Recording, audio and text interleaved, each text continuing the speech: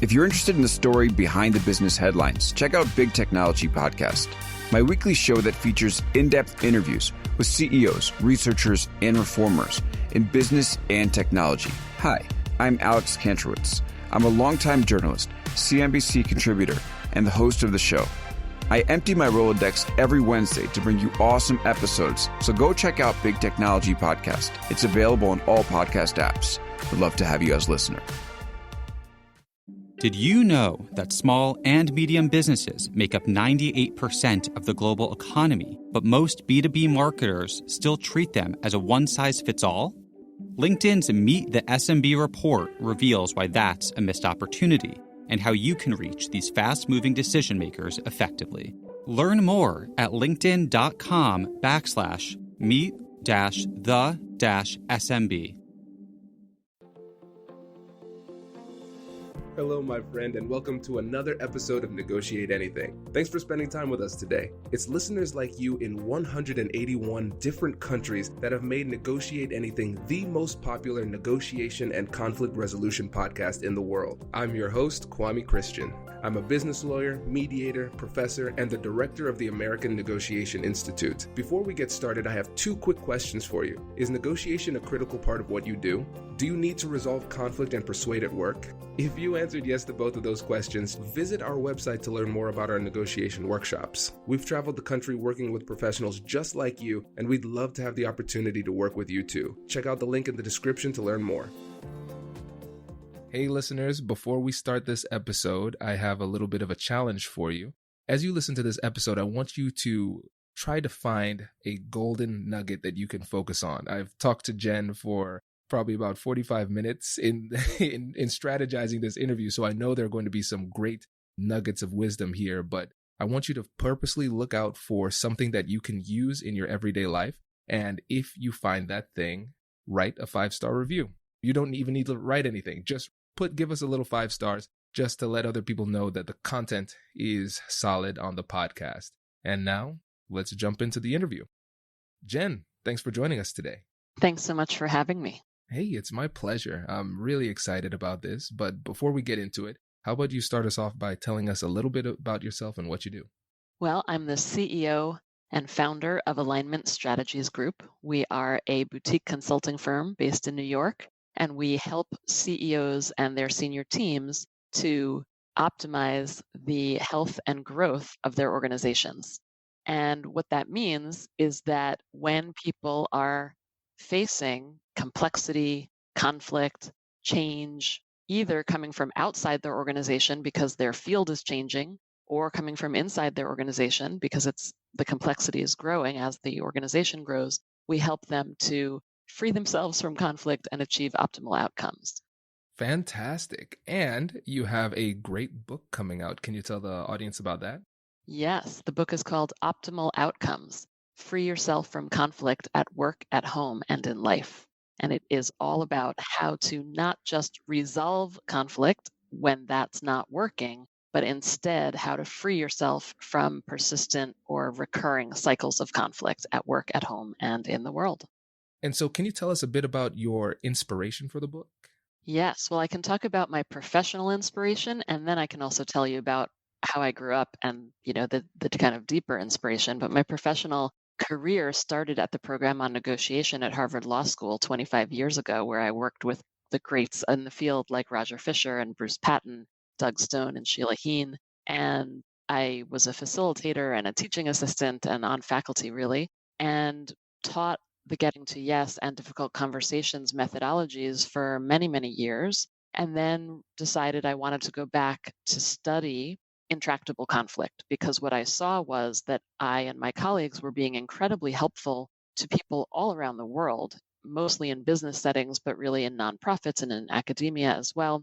And we saw we were able to be helpful, and there were some times that our methods didn't work, that sometimes conflict came back again and again, no matter how many times people used win-win methodologies. And my question was, why is that? And what can we do about it? So I went to go study with Mort Deutsch at the program in social organizational psychology at Teachers College at Columbia University. And in that process, my entire graduate career was funded by the US Department of Homeland Security. So I got to Columbia in 2002, the year after the 9/11 attacks in New York. And the Department of Homeland Security had just started a new grant that was like a National Science Foundation grant. And so they ended up funding all 5 years of my research, where I looked at humiliation and the role that the emotion of humiliation plays in exacerbating long-term conflicts as applied to terrorism. And I now have taught a course on conflict freedom for the last decade at Columbia to graduate students, all about how to free yourself from conflict when conflict resolution fails. Yeah, that's a really impressive background. And as somebody who's deep into the world of negotiation and dispute resolution, I find your approach really refreshing and unique. And before we get into those three things that we're going to talk about today, I want you to give the audience an idea of what you mean by freeing yourself from conflict, because that approach is a really unique and helpful contribution to the literature that's out there. Thank you. What I mean by conflict freedom, we first have to talk about, well, what does it look like to get stuck in conflict? And from all of my research, and really from the 40 years of conflict research that has led to win-win methodologies and collaborative negotiation styles taking the forefront, is that we need to take a step back and say, well, how do we get stuck? So one of the primary ways we get stuck in conflict is that we have what I call 4 primary conflict habits. And we use these habits with the best of intentions, but when we use them habitually, for example, we blame other people, or we blame ourselves, or we avoid conflict, we shut down in the face of conflict habitually, or we even relentlessly seek to collaborate with other people who are not interested in collaborating or cooperating with us. And so when we use those habits, we get stuck in a pattern with other people's conflict habits, and those habits form a pattern of interaction that makes a cycle very difficult to break. So the way that we can free ourselves from recurring conflicts is to actually do something different, something pattern breaking, something that will break the pattern that we've been in. So for example, if we're in a pattern where I blame you and then you blame me back, and we're basically blaming and attacking one another, one way to break that pattern is for one of us to free ourselves from that cycle by doing something different. In some ways, it almost doesn't matter what you do, as long as what you do is constructive and different from what you've been doing. You could make a joke, you could avoid, right? If you if you took a pause, so I don't necessarily advocate going from one of these habits to the other as a way to break the pattern, but you could. But ideally, really what the whole methodology of optimal outcomes is all about is taking a step back, noticing the pattern that you've gotten stuck in with someone or many other people, and then asking yourself, what is something pattern breaking that I could do that would free me, and therefore obviously the other person or people involved as well, from this entrenched pattern. I love it. And I know for me, my habit is being relentlessly geared towards having the conversation and moving in the direction of productive dialogue. And I recognize that with some circumstances or some people, they don't appreciate that. Yeah. It doesn't work out. And I think one of the things is that there's an assumption, especially with the way that conflict resolution literature is written right now, is that being proactive, having the conversation is the, quote, right way to do it. And for me, the really revolutionary thing about your approach is it causes us to take a step back and question our assumptions, number one, and recognize the patterns that we're in and that there are alternatives. And I think that's a really, really great approach. Thank you. That really is the point. And it's not surprising that that's how you would either diagnose yourself, or maybe you took the assessment online. People can go to optimaloutcomesbook.com/assessment, and they can also assess which one of these 4 habits they tend to use primarily. But so it doesn't surprise me, because the types of professions that tend to fall into this relentlessly collaborate habit are people in talent management, human resources, and also people who've been trained like you and I have that collaboration is where it's at, and that we must collaborate with other people in order to produce win-win solutions. Really on the international stage, Israel-Palestine is an issue that I care deeply about. And back in 1994, 95, when I was still in college, I remember watching diplomats trying to bring peace to that region using classic win-win methodologies, and the whole thing just blew up. I mean, quite literally. And it was partially and I wrote papers on that for my conflict resolution course that I took in college. And I remember, that was really in some ways part of the beginning of my journey of saying, if even the diplomats who are trained in this stuff, if it doesn't work for them, then there has to be something here about sometimes it just doesn't work. Sometimes that win-win methodology just doesn't work, and we need to figure out what we can do instead. Does your company invest in professional development training? If you believe that your team would benefit from a negotiation workshop, all you need to do is go to our website, fill out the workshop request form, and then we'll set up a time to chat. These workshops are completely customizable, and we've done them all around the country. Negotiation and conflict resolution skills are beneficial across all professions, but they're especially useful in procurement, purchasing, sales, sourcing, and contract management. Our calendar is filling up quickly, and we even have some workshops scheduled for next year. If you think you might want one, I'd suggest reaching out soon so you don't miss out. Check out the link in the description to learn more. And now, back to the show. Exactly. Small and medium businesses don't have time to waste, and neither do marketers trying to reach them. On LinkedIn, more SMB decision makers are actively looking for new solutions to help them grow, whether it's software or financial services. Our Meet the SMB report breaks down how these businesses buy and what really influences their choices. Learn more at linkedin.com/meet-the-SMB. That's linkedin.com/meet-the-SMB. Well, great. Well, let's get into the 3 things that we're going to discuss today. So let's start off with number 1, using conflict mapping to map out complex conflict. So can you tell us a bit more about that? Yeah, I can. So when we're stuck in conflict, it's typically because the situation that we're facing is more complex than we are giving it credit for. And so, and part of the reason why we as human beings tend to simplify very complex situations is that particularly when we're stuck in conflict, we get into that fight or flight mode. And that can help us. So if a tiger is chasing you, it can be very helpful to narrow your focus. You're focusing on that tiger, and you're figuring out, how can I get away from this tiger? The problem is when we're stuck in complex conflict situations that are recurring, they're happening over and over again, no matter how many times we've tried to resolve them. That's really like the antithesis of a tiger chasing you. That is a complex situation that's happening over a long period of time, not in just a matter of moments. And so what we do is that we tend to, unfortunately, we tend to look at these situations in black and white terms. It's me and it's you. It's I'm right, you're wrong, you're to blame, I'm clear. And those points of view tend not to be so helpful in terms of helping us free ourselves from these situations. They tend to get us more stuck, more entrenched. So doing something to help us see the situation in a more complex way tends to be more helpful. Conflict mapping is a great way to see a situation in more complex terms. And what it means is very simple.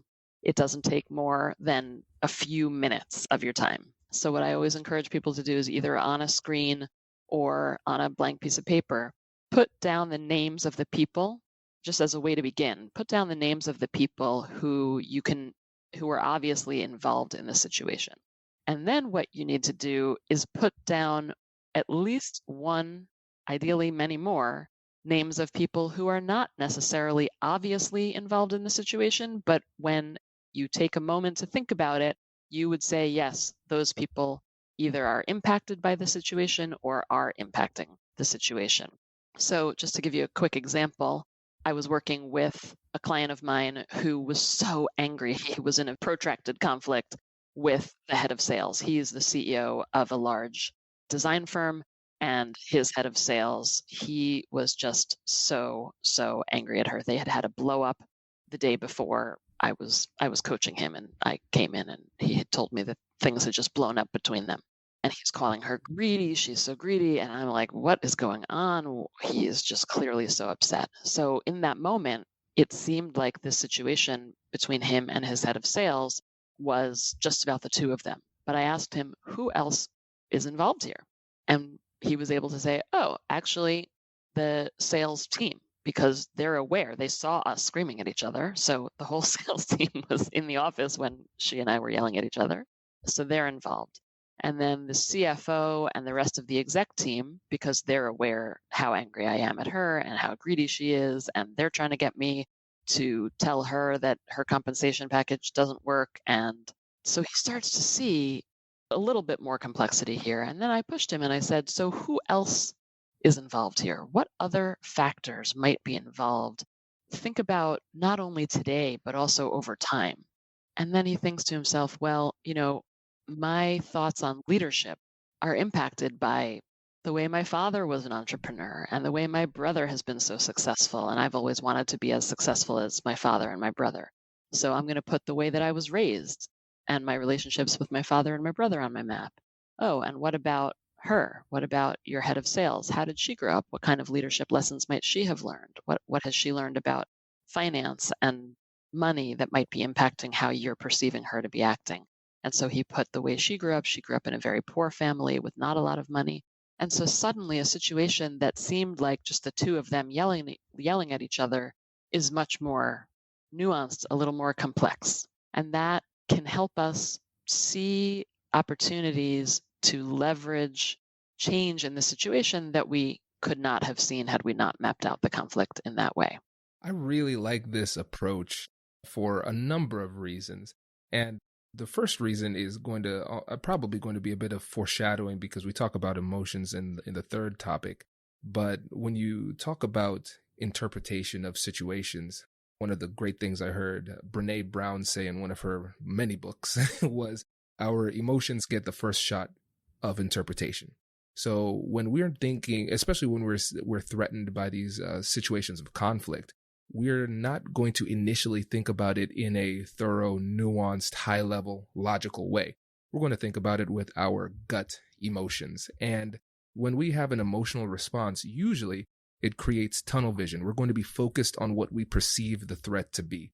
And in those situations, since it's not a deep analysis, it's going to be, like you said, a very simplistic understanding of the conflict, of the situation. Because in addition to helping us process things quickly, it also makes us feel safer. Because if we feel like we understand the situation, we feel safer. But with this conflict mapping approach that you're talking about, what it forces us to do is expand our perspective. So we're not just looking at it from the narrow focus. We're looking at it from an elevated perspective so we can see the whole picture. And it makes the situation a lot more complex. But like you said, it gives us a deeper understanding, which allows us to create strategies that might be more effective to solving the problem. That's right. And one thing I want to add to this is that it not only helps us see the situation in a more complex way, it can also help us see the situation in a much more clear way. Something you just said reminded me of this piece of it, which I also write about in the book, which is in a situation that is so overwhelming that people are just overwhelmed by the complexity. So in that case, sometimes it's not just that you're seeing it as this in these black and white terms, but that you're stuck in a situation and you suspect one of the reasons you're stuck is that it's just so overwhelmingly complex, you don't even know where to begin. So I was just having a conversation with a client of mine the other day where he was really struggling he's actually a consultant to a business where the CEO of the business is in a major conflict with the board. And what I helped him see by doing the conflict mapping, and again, this didn't take, he didn't do more than about 3 minutes of conflict mapping for him to get to this aha moment, was he and the CEO and the board were all so focused on the part of the situation that was the relationship between the board as a whole and the CEO. And it was like they were framing the situation as it's the CEO versus the board. The board wants the CEO to step down and do something a certain different way. And the CEO is digging in his heels and doesn't want to do it. And he's a founder and he's not going to budge. And, and some members of the board are afraid that he's going to walk away. And, so there's a lot of conflict going on.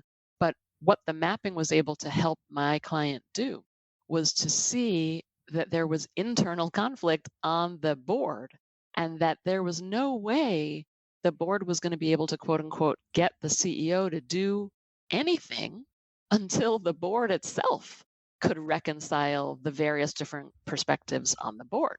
Now, as I say that to you, it may even sound so obvious that, oh, of course, that's what the board needs to do. But when you are entrenched, even this consultant had been hired to help in this situation, but he himself had gotten so entrenched that it was really hard for any of them to notice that they needed to take care of the relationships, the differing perspectives on the board before they even tried to, send any kind of messages whatsoever to the CEO directly.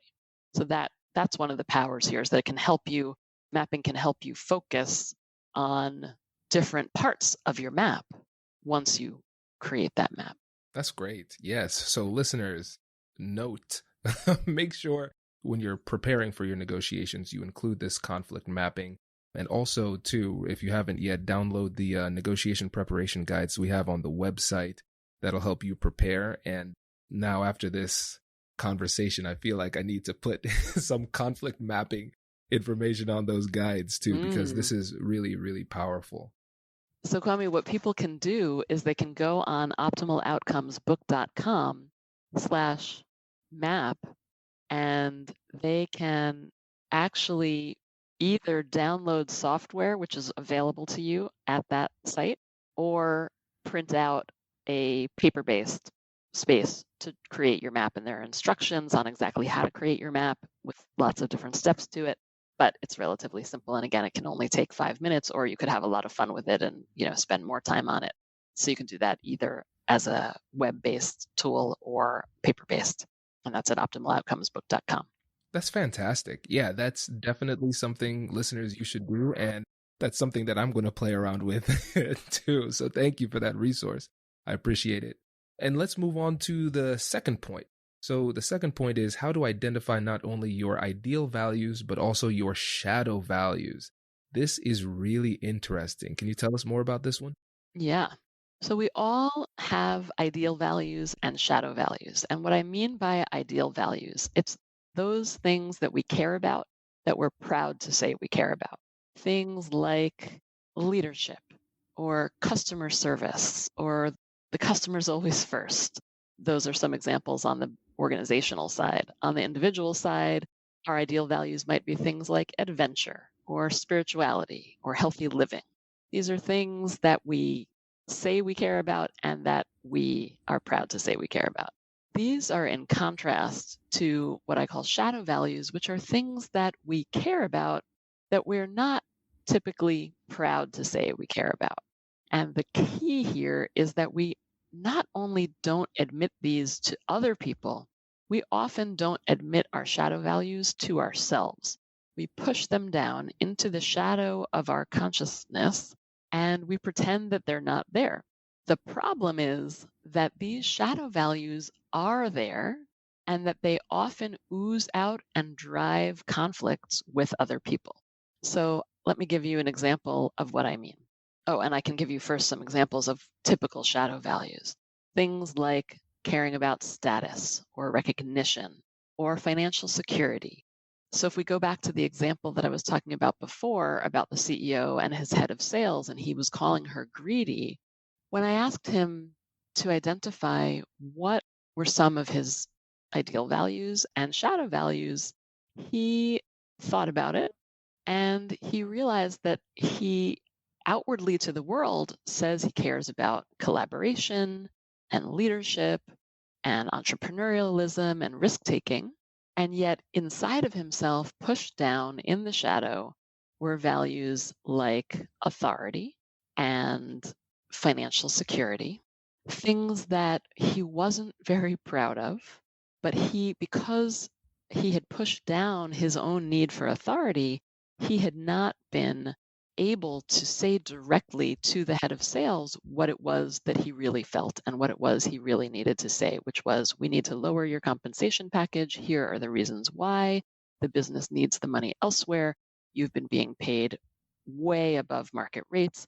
Instead, he kind of beat around the bush and brought it up in these informal ways on street corners and in the office in front of other people. And that led the head of sales to just, be beside herself. She couldn't believe that he was bringing these things up in these informal, inappropriate ways. And so it was only when this CEO was able to acknowledge and honor his own value on authority that, look, he's the CEO of this company. And at some point, he's got the authority. He needs to be able to make decisions and let people know decisions are being made. He, of course, can ask for input, but he had such a strong ideal value of collaboration that it was running the show and actually making things harder for him. And that, the collaboration ideal value and his shadow value of authority were really in tension with one another. So the goal of this work is to enable you people to honor that shadow value. It's there anyway, right? So us pretending that it doesn't exist doesn't make it go away. It just makes it ooze out in ways that are typically not very helpful. So the work is really to honor it and see how can I, in my actions, in my thoughts, or in my words, and it doesn't have to be all three. It could be just in my thoughts. I'm honoring, wow, I need to hold my authority here. And what would that look like for me? How would my conversation be different with this head of sales if I were honoring my own authority? I really like this point, and it kind of speaks to the internal negotiation that we need to have before we have these difficult conversations. Because if we're not clear on what it is that we value and we care about, then we're going to be ineffective in these conversations, even if we get exactly what we want out of the conversation. So, for example, if there's a situation where deep down inside you have, for instance, a shadow value, but it's in conflict with the ideal value that you have on the surface, and you only negotiate for that ideal value, you're still going to be dissatisfied with the outcome. Yes. Because that shadow value hasn't been honored. And I That's really right. like that. That's exactly right. The other way that shadow values are incredibly helpful is that we don't even need to know what other people's shadow values are. And of course, since most of the time people don't know what their shadow values are, they've been pushing them down, they're not aware of them. So it can be almost impossible to know for sure what someone else's shadow value is, because you can't really ask them, right? Unless you have an incredibly close relationship and are able to teach them the methodology. But the point is, you don't need to know for sure what someone else's shadow value is in order for this concept to be helpful to you, and to free you from conflict. Because the point of it is, you can take your best guess at what might be underlying someone else's inexplicable or incredibly difficult behavior. And just the act of you getting curious and wondering what their shadow value might be typically raises your empathy for them in such a way that it takes away the energy, it takes away the power that's been driving this conflict and keeping you stuck. So again, to go back to this example, when I asked him, why do you think she's being so greedy? Like, what is it? Why are you, pointing your finger at her and saying she's so greedy? What could be going on for her? He immediately remembered stories. And this, of course, gets back to the mapping where he mapped out how she had grown up. He immediately remembered stories that she had told him about how she grew up as a kid with not enough heat, not enough food, very poor family. And he realized she was probably worried about her own financial security, even though he knew he had been paying her for many years way above market prices and that she was doing perfectly fine financially, that he could understand now there was a shadow value driving her. She wasn't even willing or able to talk about it herself. She was worried she would not have enough, even though that wasn't justified in his mind because of how much money she actually was making today. He could acknowledge that she wasn't proud of it, but she was still fearful. And it was in that moment when he understood that, it didn't take away his frustration with how she had behaved. It didn't make it go away, but it did raise his empathy for why, it did at least help explain why she would behave the way she was. And so the energy that he had of pointing his finger at her and why can't she just stop being so greedy, that fell away. And he was able, and when that emotional charge falls away, there's a lot more opportunity to see, well, what else can we do? How can we become free from the situation? This is great. And this point that you just made segues perfectly into the third point, which is how to use your emotions in your favor to free yourself from conflict. So let's just dig deep into that right now. Yes.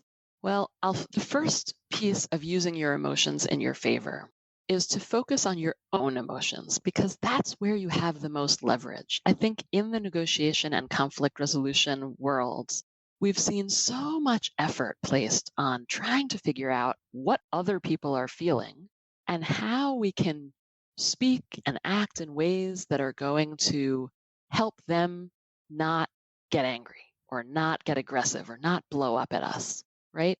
And the first point of this work in optimal outcomes is about putting the focus back on ourselves and acknowledging we have a lot more leverage over and control over how we respond in a conflict situation than we do over how other people respond. And that's because the ways that we all as humans respond emotionally are so grounded in how we grew up, in how we learned what was okay to experience and not experience emotionally, what was okay to express and not express emotionally. I talk about 3 emotion traps, which also you can find online at optimaloutcomesbook.com, and you can take an assessment to identify which of these emotion traps you tend to fall into.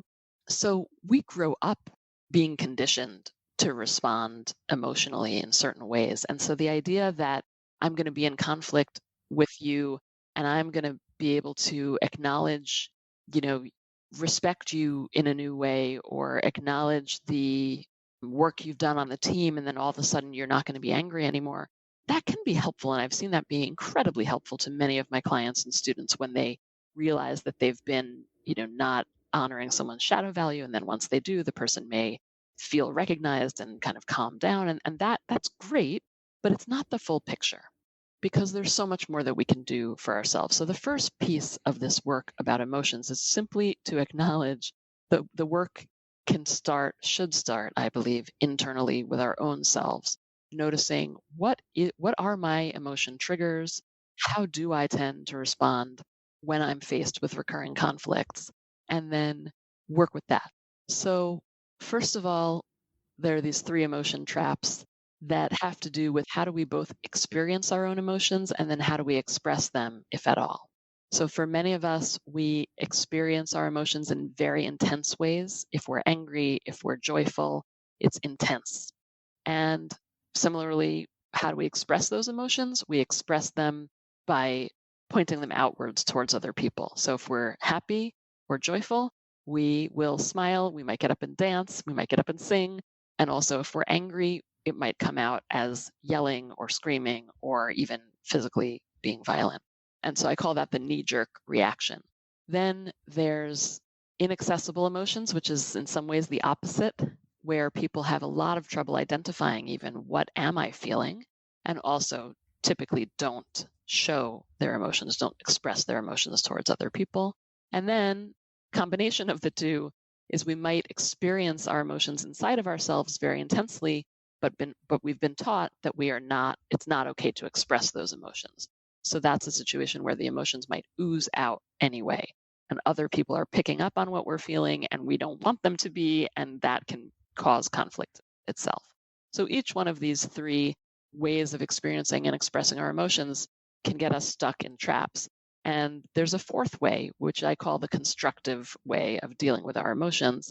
And that involves simply pausing when we notice we're experiencing emotions, or even pausing to ask ourselves, what are we feeling when nothing else is happening in the environment, but we're just simply pausing, right? We're not stuck in conflict in the moment, but we're taking a moment to pause. So nowadays, so many people have a yoga practice or a mindfulness practice. So as part of that practice, I encourage people to just ask the question, how am I feeling? What am I feeling right now? And to see if you can name the emotions. So that's the first piece, is just pause and ask yourself, can I name what I'm feeling? And there are lots of different ways to do that. The second piece is to ask, what message are my emotions sending me? Typically, anger, the message is there's something not right here. Something's unfair. Something's unjust. Sadness is typically saying there's been a loss. A loss has occurred, and then there may be constructive ways to deal with that loss, which we'll talk about in a moment. Fear, danger ahead. That's the message. There's danger, either real or perceived. So really important to listen to that message. And then the next piece is, what is a constructive response that I could take in the outside world given those messages? So if there's something not right, something unjust, what constructive action could I take to make a difference and right that wrong or make that injustice more just? And that's when I think about people like Martin Luther King Jr. and Gandhi and Mandela, Rosa Parks, people who were able to take their anger. It's not that they didn't feel anger, but they took their anger and they listened to what message it was sending them, and then they took constructive action, and they, of course, encouraged other people to take constructive action as well. And that's the key. This is great. And I really, what it comes down to, first of all, is self-awareness. Yes. One of the things that I talk about in the presentations when it comes to emotion management is, like you said, we have to acknowledge the emotions of the other side, but also when it comes to understanding our emotions and wrestling with those and controlling them in a productive way, we need to understand and acknowledge our emotions, and labeling the emotions is a powerful way to do it. And so the first one, when it comes to self-awareness, if you're traveling somewhere and you know where you want to go, an important part of that process is not just knowing where you want to go, but knowing where you currently are as well. And a lot of times when it comes to these emotions, we don't know where we are. And then psychologically, the magic of actually taking the time to label the emotions, giving it a name, is the fact that it activates the part of the brain called the ventromedial prefrontal cortex.